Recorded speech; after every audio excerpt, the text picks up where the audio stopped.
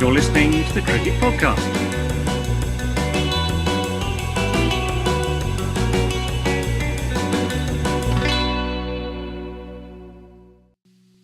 Hello, everyone, and welcome to the Cricket Podcast, where we are going to be celebrating the successful achievement.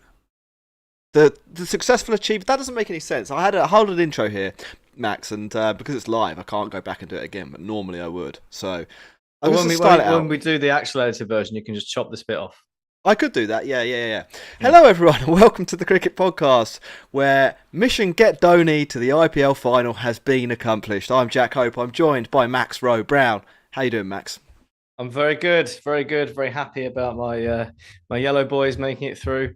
I'm a little sad about Gujarat not making it there. I'm not so much sad as it's trepidation about the possible concept of LSG or Mumbai making it through, and I'm pipping the Dhoni boys to the title. But you got to be happy. Got to be happy as a CSK fan, have you not? Well, first thought I would have on that is that Gujarat are better than CSK, and by Gujarat having to go through the sort of long way round, there's a greater chance that CSK will now not have to play or Lucknow.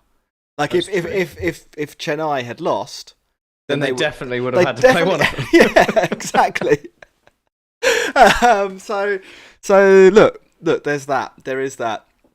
There's quite a lot to talk about.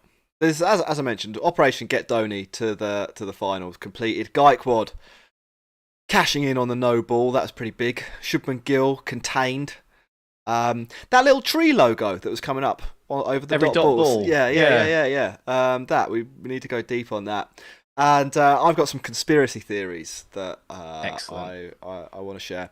Also, Max, I don't know if we'll have time for this. We'll probably do about a 40-minute show. I reckon that seems like the right amount. But will we have time to talk about Ben Foakes? We haven't talked about any England stuff for ages because we're doing full IPL shows, but we might have a little bit of time. Oh, you got to squeeze it in? Yeah, because England actually, their summer kicks off, so look, you could have some bonus stuff. First things first, though, we're going to say to people watching on YouTube, one, what a smooth start to the show. Two, thanks for tuning in and supporting us as we've gone through the entire IPL. We've really enjoyed your interaction, so keep them coming in. Like, we want the comments and the likes and the thumbs up and engagement. That's it in general. But mainly we want your subscriptions. We went a little bit quiet on subscriptions in the last couple of weeks, Max. I don't know if it was something we said, something we did, but we're building up. It was almost definitely something we said. I'm sure we said something. We're building up to the final, and we want a big send off to this year's IPL with the Cricket Podcast. So help us out with that by getting involved, sharing the pod. Go on Reddit and share it, and then we'll get loads of comments from people who don't like what we said about spin bowling in India once in the Reddit thing, and I'll argue with them. That sounds good, doesn't it? Sounds like a plan. Max, you want to talk us through the big talking points from the match, the big game? The big game, absolutely. So it was first blood to Hardik Pandya as he won the toss, and he opted to chase. Gujarat generally pretty good at chasing. I think possibly hoping for a bit of dew to ease them along. That's certainly what he alluded to in his post-match interview. But it was up to CSK to get things going, and we thought the power play was going to be one of the key battles. Obviously, Shami, one of the main wicket takers for Gujarat this year. But unfortunately, it didn't really pan out like that. CSK managed to end the power play, no wickets down, 49 runs to the good. And that was a pretty solid start given the way the pitch went. Conway didn't really get going. As you said, Gaikwad made the most of a no ball for a 60.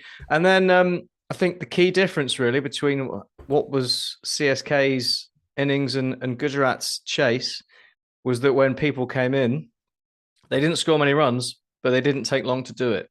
And that helped CSK get to 172 for 7, which looks like being a reasonable score on a pitch that looked pretty tricky to bat on. And so it proved. Ridham Saha still struggling for a bit of touch up the top.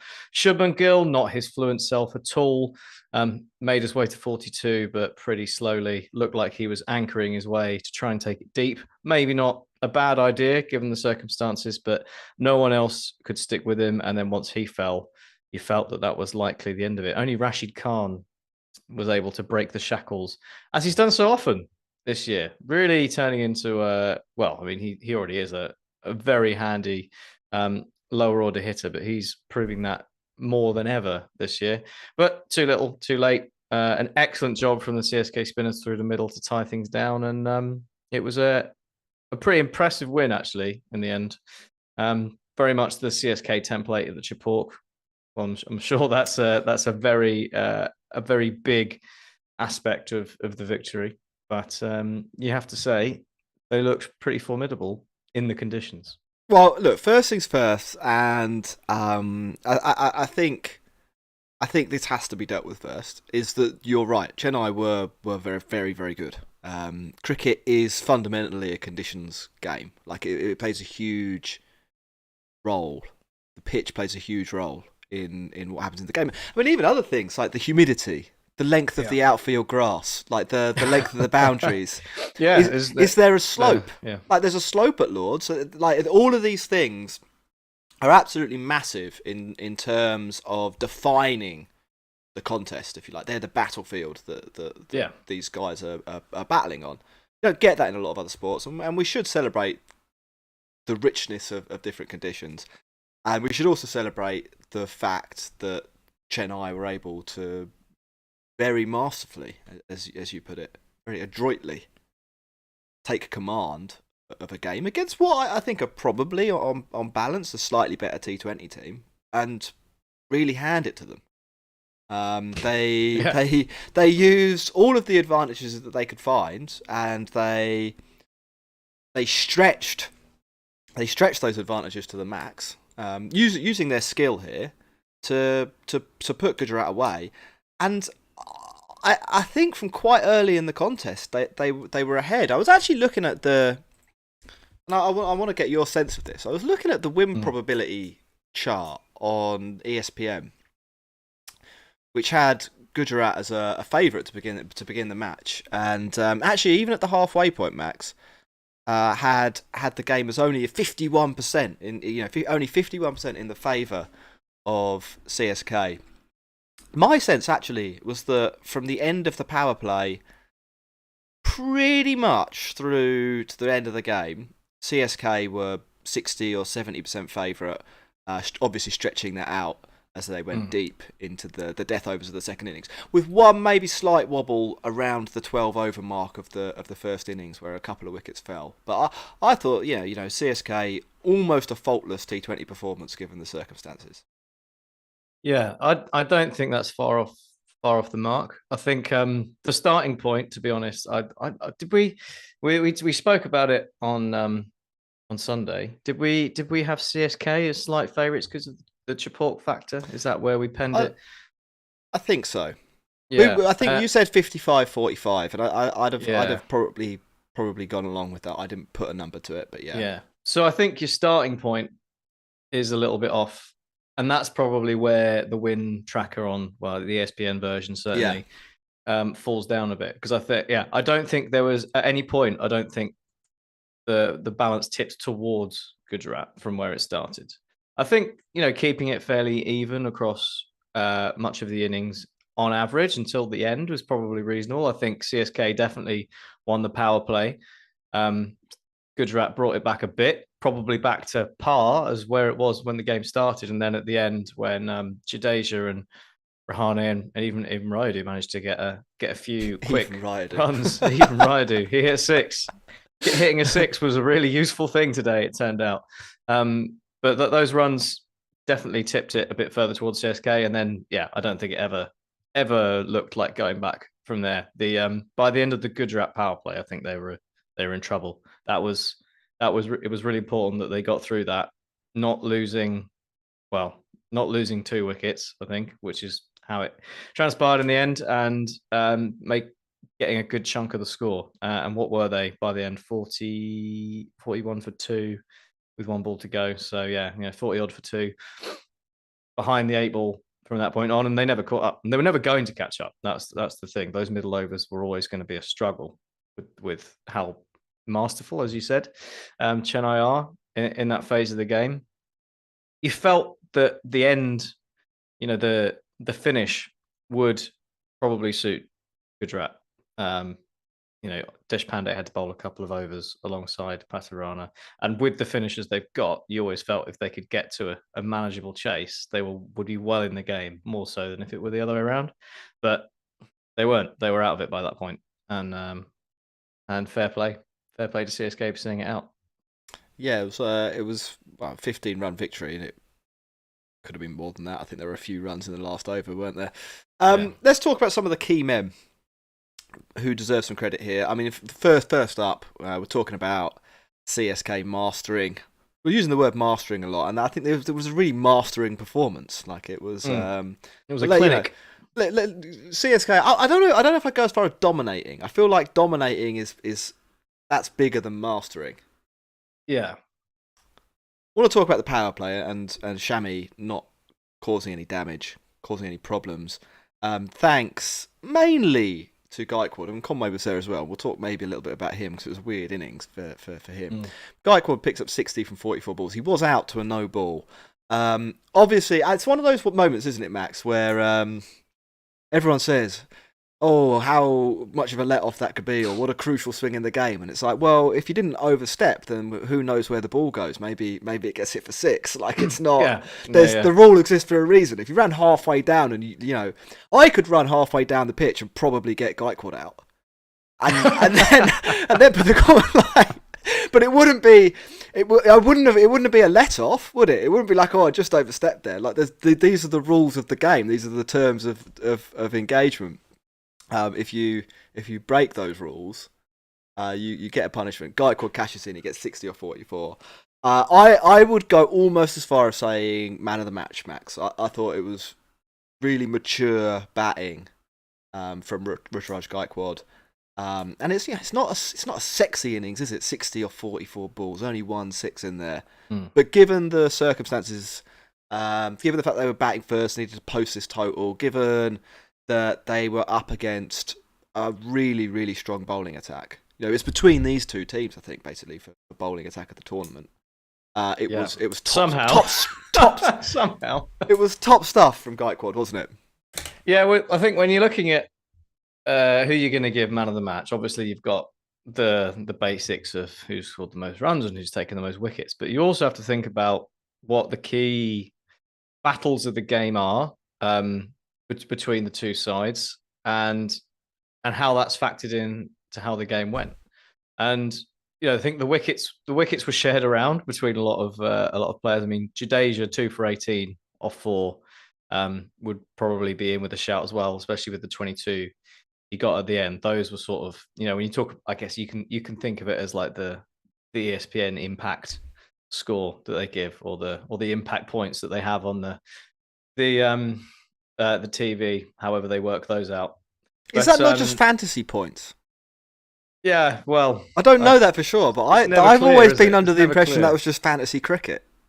Yeah, they do like to throw the fantasy cricket stuff in. It's really annoying that it's blocked here.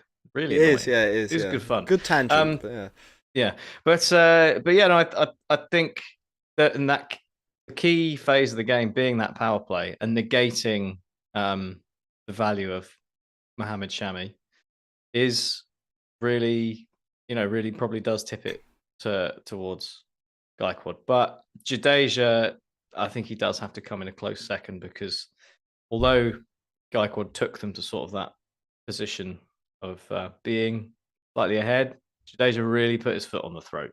Like, I think a lot of that stemmed from that one ball as well.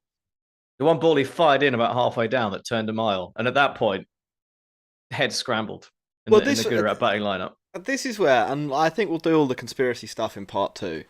But it was a bit like, and I made this It was a joke, really, on Twitter. I said, like, if you're a Gujarat fan now, this is basically what it feels like to be an away fan when your team tours India. Like, there's Right. you're chasing a total that you know the team can't get. Like, theoretically, it's possible. 172 is not a monster score. Yeah, that's actually probably a losing score across the IPL this year. But on that pitch, against those bowlers, with the crowd, there was just too many factors that were against you that mean that you're kind of going to lose. So you kind of get, I don't know, choked out. And I think it was literally that ball from Jadeja that prompted that tweet. What were his figures? 4 overs, 18 for 2. Yeah. He was as close to unplayable as I think you'll ever see a player. I mean, normally there's a trade-off, isn't there? When it comes to bowling spin, normally there's a bit of a trade-off between, flight, taking a bit of pace off and getting it to grip. And Jadeja was firing it in at 95k and it was ripping. And it's like, well, what do you want me to do at this point? You're like, fine. Okay, look, fine. Just win. Or it wasn't. I was playing around on the, if you go to the match centre, on the IPL with the Hawkeye. Yeah, you can go to Jadeja's first over. They don't all land on the same spot. Sometimes you get these ones where they all land on the same spot and it goes everywhere. So they don't all land on the same spot. So maybe, maybe he has got a ball that spins like Shane Warne, and he's got another one that goes in a completely different direction, or maybe not. But if you look at where the balls bounce and where they end up, like there are enough that are close enough together to see, like, just really clearly how much variation he was getting out of the pitch. Now, there's 2 elements to this. Like, there is a fact here that bowling left arm orthodox is the easiest type of bowling in cricket. Like, basically, all you have to do is land it on the spot. Yeah. Like you don't need a carom ball to be a left arm orthodox bowler. But I don't want to take too much away from Jadeja, because it's also a skill to do that at 95 kilometers an hour and to land it on the same spot. I think, for me personally, and there's a taste element to this, and I don't want it to be.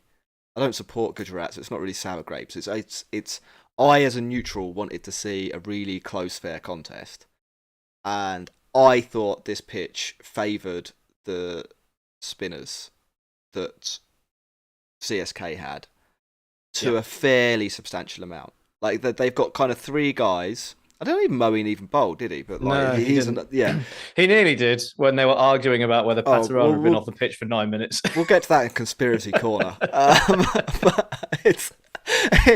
but like, between the two, between Teaksharna and Jadeja, like Noor Ahmed and Rashid Khan, they'd be on the list of guys you'd want on a surface like this. But I think just the pace and the accuracy, they're the sort of 2 things that you really want. Well, it's sort of the finger spin versus wrist spin aspect, wasn't it?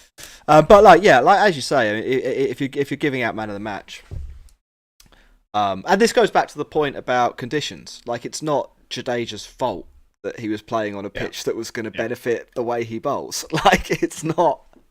It's he still has to turn up and do the business right. And he did. So I mean, Gaikwad did get man of the match, and Cricket and Bow's MVP was Jadeja for his impact.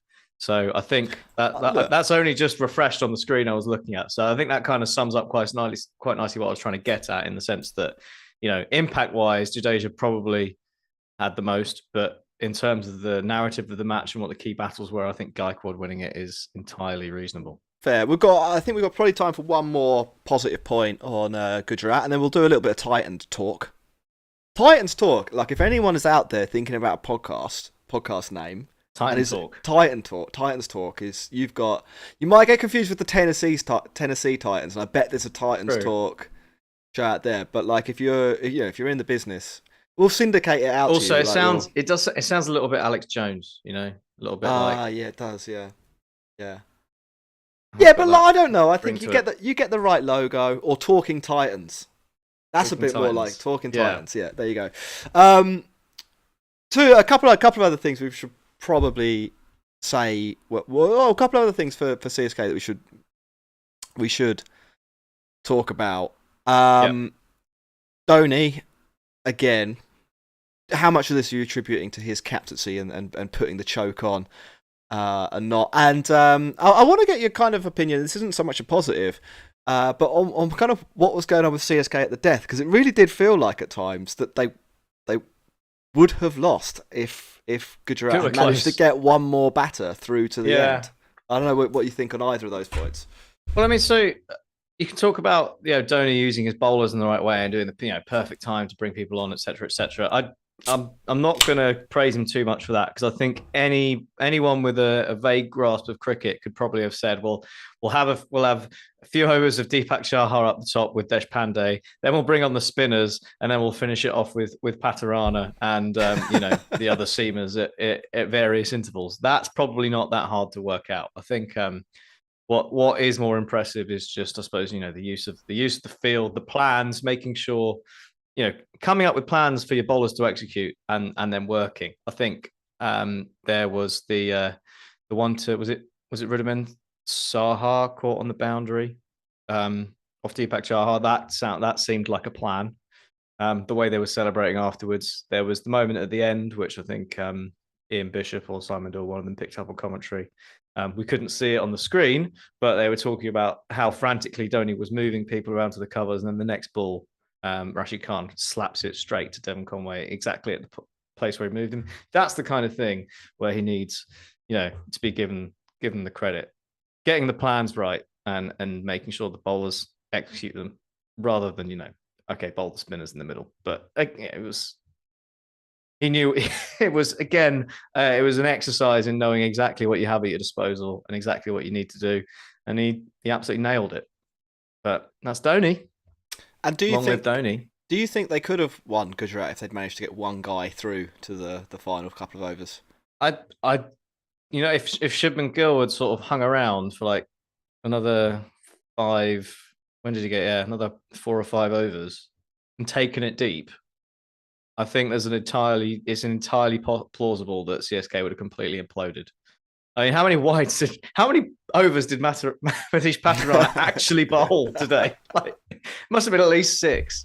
There were nerves there in closing it out, and Deshpande is obviously the guy you're going to go after if you're chasing it at the death, and he did go for a few at the end. I think in a closer game, it gets dicey for sure, but they had the luxury, so maybe were it tighter, it would have been completely different. Focused the mind and all of that. You never really know, do you? But there'll be concerns. I think if a team will see that and think, okay, we've got a few batters left and we need 30 of 12 against CSK. We're in the game big time. Cool. We're going to take a quick break then, Max, and we're going to come back for Talking Titans. You're listening to the Cricket Podcast.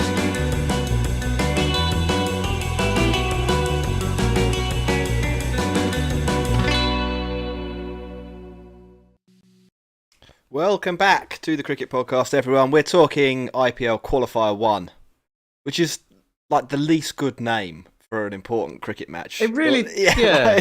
They're not even sponsored, are they? Like you've got a Visit Saudi beyond the boundaries 6, which is just the biggest mouthful you can think of, and they haven't even got a sponsor for like the knockout stages. What's going on? I mean, it would be so easy to call it like the championship game. Call it. You could give it like some grand title. At least we know what it is. Yeah. Like, what's best first? We're proving this maybe is harder than we thought it was. But we're workshopping. We're workshopping off the top of our heads. What screams first v second to you? Because IPL Qualifier 1 doesn't. But there's got to be something that isn't. Championship sounds a bit too much like you're going to win the championship. That's out, but there's something in between. I don't know. The group final, even that. I mean, it's shit, but it's better than. I like that. Hey, group final's good. Yeah. Yeah, I don't know. Let us know in the chat. I can see some questions are coming in actually. If you're watching live on YouTube, first of all, like I always say, like and subscribe. Second, we should have a little bit of time for questions. So if you've got a good one, let us know. We've got one from Sudeep. Max, we're going to do that. Then we're going to talk about series cricket then Yeah. I am gonna. Then we're gonna talk a little bit about Gujarat. So Sudip asks, whose disappearance is more suspicious, Ross or Sai Kishore? Yeah. I am very suspicious about Sai Kishore's disappearance. He yeah, he's got a great smack record. He looked pretty handy when he did play the few games last year. In general, I'm really surprised that he's not been used at all, especially when you've got the luxury of the impact sub this year as well to give you even more leeway. I mean, Noor Ahmed's come in and done a very good job, but it's an overseas slot, so there's that to consider. But I mean, on a day like today, you can just see him being really useful, couldn't you? I mean, obviously, you might not just throw him in for the one game. You can't throw in Darshan Mankande out of nowhere and Sai Kishore. That'd be crazy stuff. But if they'd played him a bit more this year, maybe he'd have had a shout. But as suspicious as that is, I have no idea what's going on with Ross. I don't know where he is. I don't know where he's got. I think he's still alive. I did see him physically on Saturday. Oh, did you? Oh, yeah, right. and he was alive then. Right. And I didn't do anything to make him not alive now. So that sounds sinister. We don't really know. He did actually, to be fair to Ross, he did go on a 10-day holiday to Italy. He was in Italy. He is not now on holiday.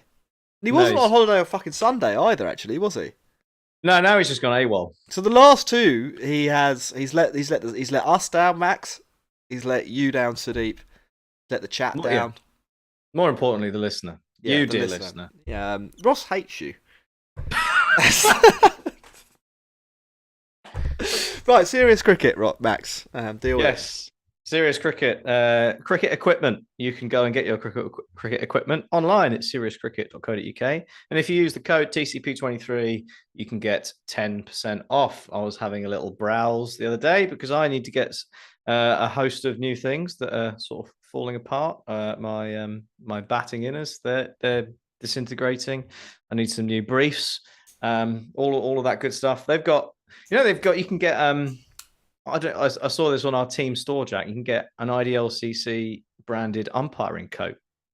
That looked pretty cool. I don't know if you were an umpire though, would you want to be wearing team attire? Or is that sending the wrong message? No, it's really questionable, isn't it? But I like it. I like the concept. I mean, imagine if the World Cup final.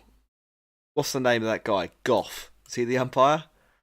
Michael Goff. Michael Goff. He came out in an England kit.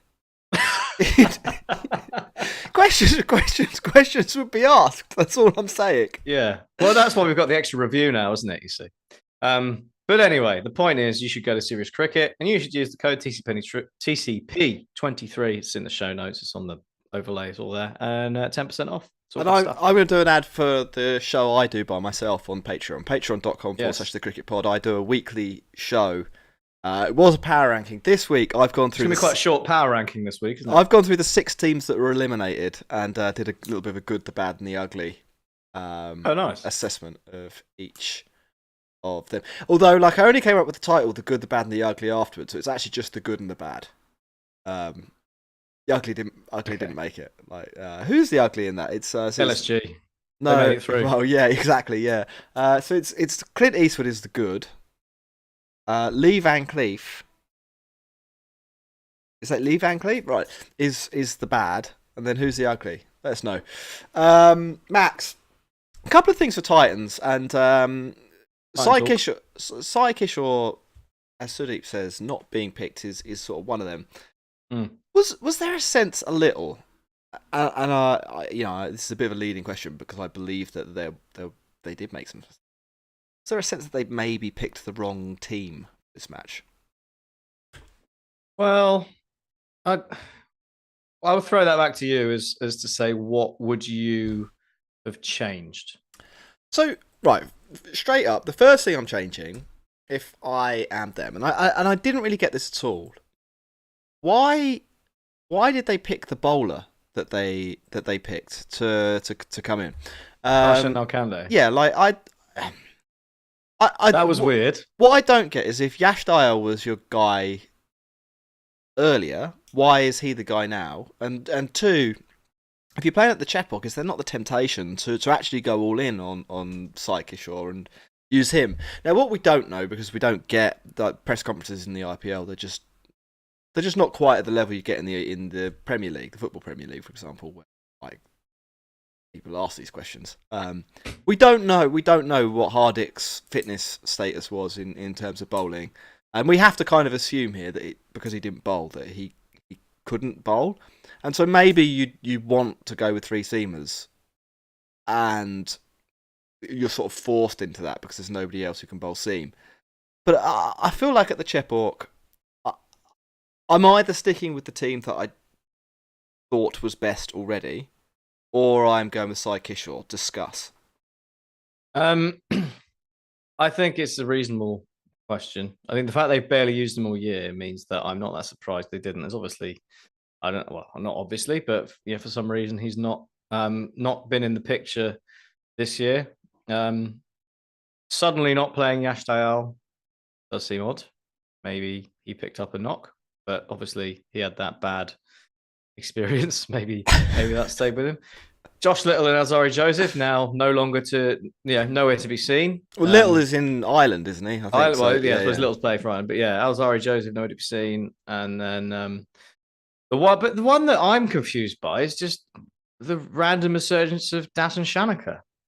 Like, well, that's the one I don't get. Look, this is another kind of weird scenario. I mean, for a team they seem to make a lot of good decisions. Like, I don't want to, at this point, the team that wins the IPL suddenly do a rant about how nobody knows what they're doing, because clearly they are a competent side, and part of the reason they've got where they've got is because they've selected consistent players and recruited a good lineup. They've got a good captain. Ashish Nehra seems to be a pretty good, if slightly intense. I'm not sure I like how he stalks up and down in the wide brim hat on like that. That's a little bit off-putting. He's a little bit like Clint Eastwood in the Good, the Bad, and the Ugly. Like, you feel like he might just shoot some people. But like, I don't know, Max. I don't really like the choke word either. But I got a little bit of a choke vibe from Gujarat in this game. That they knew there's a few mental things that were building up. They knew that there was the Dhoni factor. They knew the crowd would be up for it. They knew they were going to be. Gets them a bit. They were going to be playing at the Chepauk. They knew that they're going to have these spinners, and their response to that was to pick a guy who literally hasn't played a game for them all season. To pick Dasan Shanaka, I think because he's from Sri Lanka and Sri Lanka is near Chennai. That's the only. Yeah, that's the only actual reason I can think. And like they bumped him up to 3 when Theekshana was bowling. It literally almost was as if like, well, he's Sri Lankan and you're Sri Lankan, so you can probably deal with him, right? Although his record against Theekshana is apparently absolutely woeful. But the other one that I find confusing, if you're thinking about a sort of Chepauk type pitch, and you're like, well, maybe the middle overs are going to be tricky to score runs. Maybe an anchor style batter is gonna help you out. Sai Siddharthan came in when Kane Williamson got injured and did a pretty good job in that role. And he also hasn't really played recently either. So to propel Dasan Shanaka up to 3, where he doesn't bat, when you have someone who could bat 3 and probably a bit more tailor-made for this kind of situation, it is all a little confusing. It's do you know what I'm going to say? But hopefully it's just a blip. Do you know what I'm going to say? I mean, like, Sai Siddharthan, just to drive home, like, the strike rate's not great. It's 125. Average 44 this year. Yeah. Like, he'd actually been scoring 44 at 125 today would have been pretty good. It would have been a lot better than what they got. But it would have taken them to a point where they were in with a shout of catching up at the end. Yeah, which is where we thought they needed to be. I think they just got it slightly off. I do think there's an element of overthinking here. I wonder, Max, and this is the thought that has just occurred to me. Is Ashish Nehra perhaps the Pep Guardiola of cricket? You know what? This actually occurred to me as well, just as you were asking this question. Did they get it wrong? Has he Guardiola'd it? Have they overthought it? Like, he's got to the final. Has he randomly decided that Demichelis is going to play up front in the Champions League final because he's big lad and he'll win the ball in the air and hold it up well? Exactly. Is that what we're seeing here? Like a team that were functioning so well Obviously, Nero, he's won 100% of the IPLs he's coached. That's pedigree. Stephen Fleming, move over. Like this is the real deal that we're dealing with here. Except that now he's got a bit too cerebral for himself. I don't know. I think moving into the next game, whoever they're playing, I think Gujarat are going to be big favourites over. They'll obviously be back at the Modi Dome, and I don't expect them to make the same mistakes again. And I think that the fundamentals of the team, the fundamental good parts of the team are so strong that I think they'll bounce back. And you know what? I'd maybe even double down on that. They've lost this match by 15 runs. I think most of the other teams in this tournament lose by 50 runs. I think it's actually a pretty good performance, given the circumstances and all the talk about how this CSK team is built for the Chepauk. We'd seen it in parts. We had seen it in parts. I don't think we saw the full force of the team built for the Chepauk until we saw today. Even little things like Devon Conway playing statistically the scratchiest innings of all time, according to CricViz, but walking away with 44 off 35 or 44 off 38 or whatever it was. In the scheme of the game, actually quite a good contribution. Everything just sort of came together, and then you had Rahane and Rayudu coming in, 17 off 9 for both of them. Yeah. Jadeja 22 off 16. Yeah, not an amazing finish, but enough to take it over the line. Moeen hit a 6, did what he needed to do. And then with the ball, it was let's bowl loads of darts halfway down. And see what happens. It kind of worked. Everything. It kind of worked. Do you want to hear some conspiracies? Yeah. Absolutely. Because, we do need to cover these things. And we should say, the concept of a team playing not quite a knockout, but, a semi-final, essentially, for a competition at home, a one-off semi-final at home is nonsense. It's pure nonsense. I think that a lot of things went in CSK's favour in this game that, had there not been some bigger narratives, may not have gone in their favour. So first of all, I think it's outrageous that the playoffs are decided. I went back and had a look at this. Apparently it was the 21st of April. So it was reported on the 22nd. Let's say they decided it the day before, which was a month ago. That is a complete nonsense. There's two ways you can do this that would be fair. Either the qualifier 1 is played at the home ground of the team that finished highest. Yep. Or it's a completely neutral venue. Mm-hmm. I think it's preposterous that the team that comes second gets a special reward and gets to play at home. Second, we were talking about CSK not quite being the team that would master Chepauk. Earlier in the season they got beaten a couple of times, and then Punjab beat them. Gujarat beat them. They hadn't won 7 from 7, and some of those pitches had been a little bit more neutral than we expected. This surface was one of the worst surfaces that you could play a semi-final on in a major tournament. Is my view. Now, if you're a CSK fan right now, I get it. You're going to be really happy with what happened, and you're going to say this was sour grapes or whatever.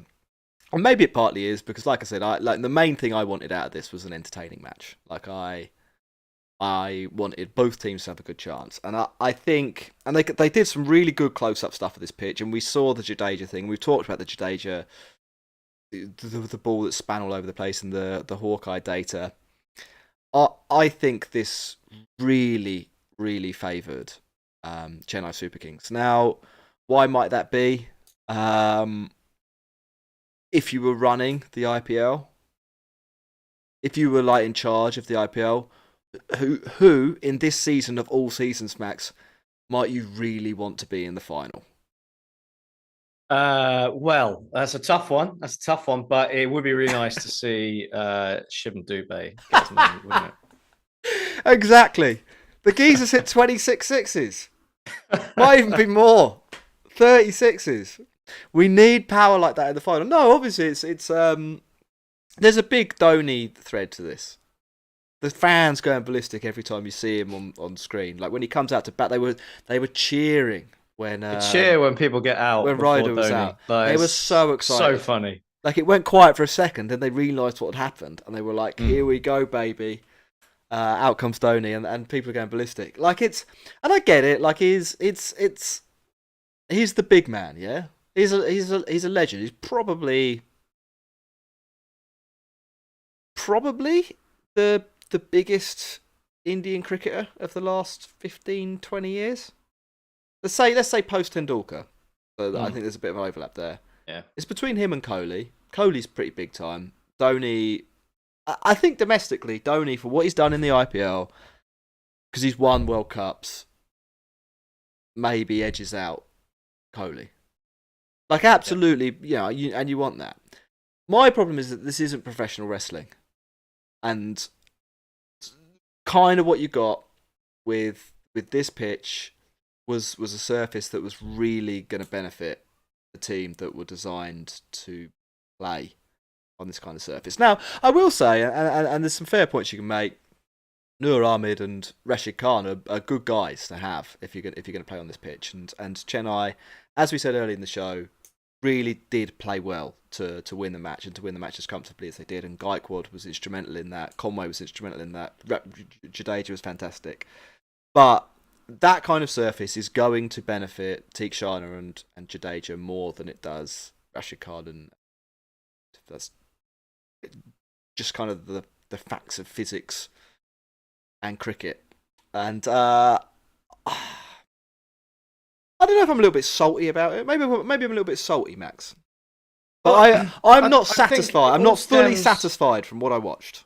No, but it all stems from the first point you made about the it not being somewhere neutral, or at least, not rewarding the team who came top. That's like, not only is it unfair generally for, a knockout game of sorts to be somewhere where one of the teams has an advantage that they haven't necessarily earned.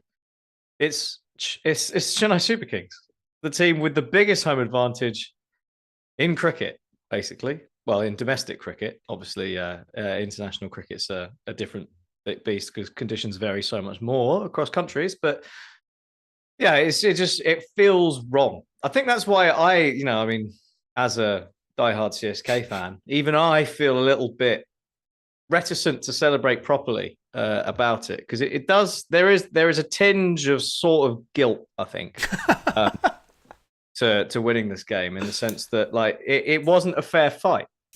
And it's okay. It's okay to a point if it's not a fair fight. If you're playing a home game in a league and you're like, well, you've got to maximize your advantages. But when it's been handed to you on a plate like that, and then you've got the opportunity to go and maximize those conditions even more than you perhaps have done up to this point, it does seem a little questionable. And it might just be that it's towards the end of the tournament and used pitches happen, and the pitches do get worse over time because they get played on so much. But there's it wasn't a bad pitch the other night at RCB. It wasn't a bad pitch, all of the weekend games. That was the seventh match. All of those venues. For a pitch that generally takes a bit more turn anyway, perhaps the deterioration would be a bit more marked. But it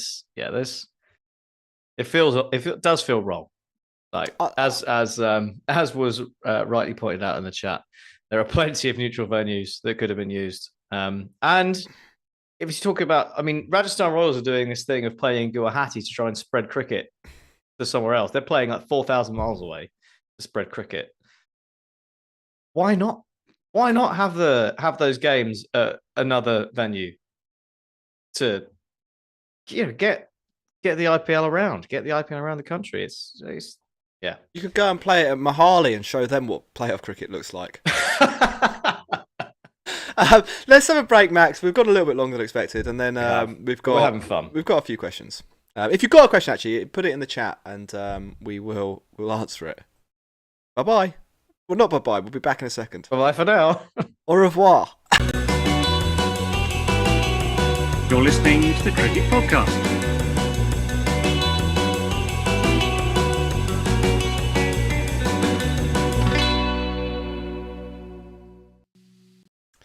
Welcome back to part 3 of the Cricket Podcast's IPL Qualifier 1.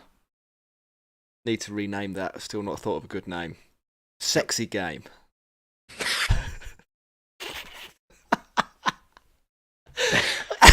Jesus. Titan Showdown. We can't call it the sexy game. Yeah, look, No. that's that's what Still it is. better though. It's still better than Qualifier 1, isn't it? It is better than Qualifier 1. Welcome to the IPL sexy game. I can imagine just Ian Bishop introducing that. Ian Bishop's got the voice to say Yeah. welcome to the IPL. Matt Hayden, on the other hand. Oh God. Would imagine Dan Morrison. I think the sexy game. The IPL. Imagine that. I think that would be pretty good. We did have a couple of questions in. I just got to go back to find them. The first one, and if we don't have any more questions, then I want to talk about a little bit about Ben Folks, as I said earlier in the show. Question for Max and Jack: who is the greatest captain of all time in the IPL? A person that we would have captaining my team. Now, these aren't the same things. So, greatest captain in the IPL ever. I think this is a no-doubter, MS Dhoni. Yeah. Like you can't. There's like no one. I can't even think of anyone to say as a joke that isn't Dhoni. That's how one-sided it is. But I will tell you who I would like to have as my captain. Yeah. And that's Hardik Pandya. I really like Hardik Pandya as a captain. I think he's really good. I mean, he takes shit for his team. He seems like a good leader. His interviews are light-hearted. He doesn't take it too seriously. Good guy. I was thinking. So a couple of things. On this, like, Hardik is, I think, the best current captain in IPL. I think he gets a lot out of his team, and I think there's something to be said that right now he might be more valuable and a little bit more modern than Dhoni. We'll see how things play out, but I really, really rate Hardik. I think greatest of all time is clearly Dhoni, but time changes, doesn't it? I think for my team, Hardik would be really good because he bats and bowls. And he'd be the best at both, to be honest, if he came down the North East London Cricket League. Like, he'd be taking wickets and scoring runs for fun. Kohli, I think, would also dominate. And as you played for our team, Max, a few times, there's some people who don't really like paying attention. Spacemen. Kohli wouldn't be having any of that. It would be it would be really up the intensity, and I think that's what we need. Actually, though, a guy who I've been really impressed with this year, not shouted out, but it does I think deserve some credit. Nitish Rana, I thought, did a really good job. Yeah, especially for somebody first year with job. KKR. Right, Max. Look, I can't actually see any more questions, so we're going to have to move on to some Test cricket, and we haven't covered this at all on this show, and you didn't know we were going to cover this. So let's see what you come up with. England's Ashes squad. You must have been crossed. Well, it's the Ireland squad, isn't it? Oh, is it only the Ireland squad? But it is the Ashes squad. Okay, right. Well, it's the squad for the Ireland game. It's the Ashes squad. Talk me through the headline. The headline is, as we feared and is somewhat expected, that Ben Folks makes way and Johnny Bairstow is back in the side to take the gloves. And fair to say that kicked up a bit of a stir in the cricketing world. Lots of debates, and lots of kind of tangential debates that came from it. Obviously, the big one being Folks v Bairstow, but then all the people in Ben Folks' corner who think he's been hard done by, which on the face of it. So I think what I'll say to start with is he can both be hard done by and it be a logical decision at the same time. Both of those things can be true simultaneously, but anyone who thinks that he's been very hard done by did then start going into things like, well, why is Zach Crawley in the side? There's the extra bit. So it's there's a lot to unpack from it, but obviously the headline is Bairstow's back. But you can't look at what Bairstow did last year and be like, well, that's unfair. You can't bring Bairstow back after he had literally the single greatest year of his career in Test cricket. I didn't know that it wasn't so much that. It was like one of the best summers, if not the best summer of of our lifetimes. With the bat, like it was. It was. He single-handedly insane. won like 3 Test matches. No, it was insane. I mean, like what Bairstow accomplished last year is off the charts. I think it is. I think on a personal level, it's extremely harsh on them folks. Who's not really done anything wrong. I think since Stokes took over, he's averaged 38. Like it's not bad from your number 7. I just think he's sort of the victim. He's like the wrong place, wrong time. Innocent bystander, accidentally shot in a drive-by shooting, kind of situation. Which is a bit morbid, but yeah. Like see where you're going. The fact is, like Ben Folkes is only going to bat in one of 4 positions for England: 5, 6, 7. Only going to bat in one of 3 positions for England: 5, 6, or 7. And in those positions, your other options are Bairstow, Harry Brook, and Ben Stokes. Yeah. And it is extremely difficult to justify in a home series picking Folkes over Bairstow because of the value that you'd expect to get out of Bairstow with the bat. Obviously, you don't pick. Like Stokes is the first name on the team sheet. Stokes is the captain, because so that's that one out. Bats and bowls. And then Harry Brook basically had a Bairstowian winter. Well, Harry Brook is in for a guy who's had 10 innings in Test cricket, is in I think the top 5 run scorers ever. Yeah, like it's an unprecedented start. Now he obviously went to Pakistan and cashed in there, and New Zealand can be a bit flat, and he cashed in there as well.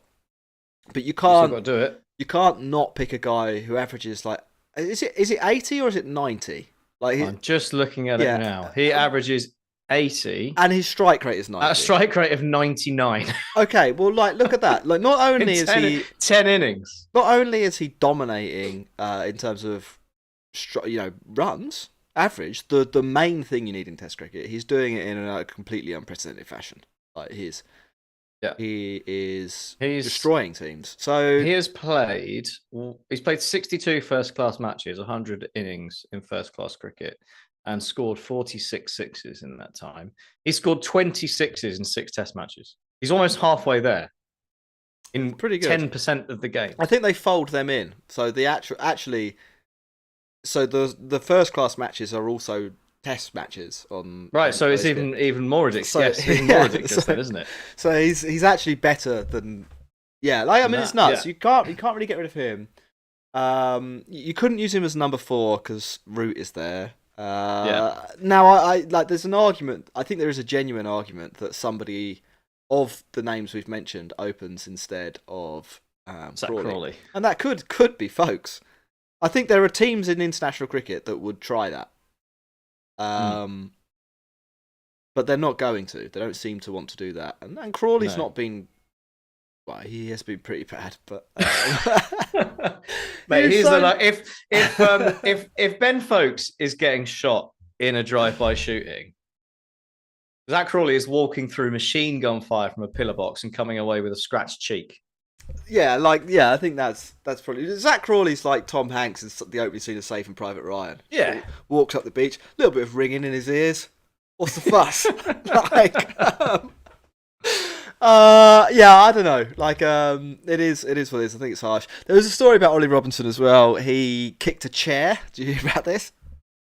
Is that why he hurt his ankle? That's how he hurt his ankle. Brilliant. It turns out it wasn't broken or anything like that. Anderson's got a little niggle. We'll miss the Ireland test, but we'll be back for the Ashes. Probably won't play all 5 though. They were talking about that, weren't they? They were saying if it rains, maybe he will, but that's not. I don't think the worst thing ever. And then from the Australia side, Hazelwood is fit after kind of dropping out of the IPL season. He said he had a sore shoulder, which is a bit of a tongue twister. Then they went back to Australia, they scanned it, and they were like, there's nothing wrong with you. So maybe he just hates RCB. Didn't fancy it. Yeah. I don't know. Didn't fancy it. I don't know. Max. The go on. other thing I wanted to say on the Ben Folkes thing was just that it's the whole selection tells you kind of what the thinking behind wicket keeping is in this. in this squad. I mean, Ben Folkes is like undeniably the best Test wicketkeeper in the world. Probably, well, not under. I think fairly undeniably, he's quality. He's absolute class, and I think he will play away from home when spin is really important. I think they've obviously decided it's not that much of a big deal, but and the big clue behind that is that Dan Lawrence is in the squad ahead of Ben Folkes, so they haven't even bothered going for backup wicketkeeper. Ollie Pope's going to be backup wicketkeeper. Or they'll just pick Folkes at the last minute, like or that. But he lives in London, probably just. But they'll probably just go with Ollie Pope, but because they've done that already. But I find that quite interesting because there are two sides to the Bazball thing, aren't there? Obviously, one is attacking, trying to make sure you win the game. The other side is attacking and scoring, taking 20 wickets. And I think your wicketkeeper is a big part of that. I agree, and LPN has sort of said this in the chat. Like, if you're, I'm paraphrasing a little or taking the point and expanding on it.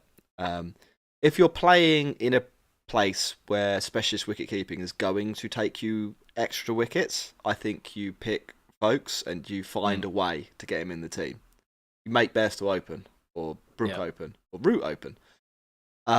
I don't think England are playing in a place where I think standing back in England, Bairstow was fine.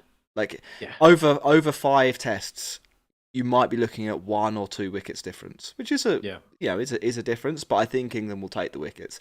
I think they'll probably play on some pretty juicy decks. They'll make sure they get some balls that swing all over the place to make it as tough as possible for the Aussies. And I think wickets will be fairly easy to come by. And standing, but I don't see Jack Leach being a big factor. They were talking about putting out absolute roads, weren't they, and just trying to bat them out of the game. Well, I mean, maybe. I mean, if they that's equally, if there's no deviation whatsoever, you might as well not even have a wicketkeeper. So right, to wrap up, Max, somebody has asked. We've been asked 2 things, so I'm going to do the one in the chat first, and we're going to finish with an IPL question from Discord, which you can join, by the way, if you're listening. If you go to patreon.com/thecricketpod, from £5 a month or $5, I think 7 Aussie dollars, I think 8 Canadian, and some zloty if you're in Poland. Some zloty, right? Yeah, I don't know how many, quite a few, or maybe not that many. Patreon.com/thecricketpod, Discord access and bonus pods. What's your Ashes prediction? Ooh, Ashes prediction. The weather's been really bad this spring, so I don't hold out hope of there being 5 results. I reckon there'll be 1 draw, despite England's best efforts. I'm gonna go bold. I'm gonna say 3-1 England. Ooh. The question, free speech, says they thought 2-1 to the Aussies. Yeah. I can see 3-2 either way. Yeah. Yeah, I mean, look, I'm gambling on weather and a bunch of other stuff there, so that's obviously crazy. That's almost as crazy as my Cam Green MVP pick. I think it's gonna be good though. Like, it's gonna be a really fascinating series. We'll be covering it pretty extensively. So if you're an Ashes fan, World Test Championship fan, an Ireland Test match fan, get involved, because we're going through all of that. Finally, to round us off, Dave from Patreon says, this year all the talk has been on young batters as far as prospects. Who would we want in our franchise, Max? In a T20 franchise? No, overseas, don't take that into consideration. Where would we fit Patarana and Tikshana in relative to the bats like Gill, Jaiswal, Gaikwad, Shaw? Sure. Well, I think Shaw I wouldn't want. Yeah. Jaiswal's in. Gaikwad's in. And you're not taking Gill? No, he's in as well. One of them. Jaiswal can bat 3. Yeah, cool. Patarana and Tikshana. I think Patarana has a higher ceiling, but I also wouldn't be surprised if he flamed out in a way. I think Tikshana, what we're seeing now, is about what we will always see from Tikshana. Yeah. Like quite a question usable is, mystery spinner. can I just not field Tikshana? Can we always bowl first and then? Mate, did you remember the ball that went through his legs? Yeah, that was so horrendous. It's just been his season though. He's a terrible the worst fielder I've ever seen. Awful. At almost any level of the game as well. Like it's nuts. I don't know. Patarana, I think, is an interesting. The whole thing with prospects in general is that, like, how do you judge them? Do you judge them based on their potential, like the Yeah. If you're early output. or do you judge them on what realistically is most likely? Now, Patirana has got the potential to be the best bowler in T20 cricket. Realistically, though, he sprays it all over the place, and people are getting better at adjusting to weird stuff like that. I don't think he's anywhere near as skilled as Malinga at this point in time. So I wouldn't be stunned if he ended up as like a fairly run-of-the-mill overseas bowler. I think he'd probably make it, so to speak, as an IPL player, but also wouldn't be stunned if he was worse than Theekshana. I would, if someone said who will be more valuable in 5 years' time, I'd probably say Theekshana, but I don't think we're going to see more from Theekshana than we're seeing at the moment. I think we could see that from Patirana. Does that make sense? Yeah. So it's an interesting one how you call that. Maybe gamble on Patirana. The risk reward is high. Is higher, isn't it? Yeah, I think so. Patirana. Not to discredit Theekshana, but yeah. Max, let's wrap up. We've done an hour. An hour. We've done an hour. We've got an hour out of this one game. We're back tomorrow. We're back tomorrow with another deep dive into England's middle order. It's Eliminator 1. And we'll be talking Titans. I tell you what, Eliminator, that is a fucking good name. The Eliminator name is good. That's good. They've got that one right. They Yeah. just need to get rid of the placeholders for Qualifier 1 and Qualifier 2.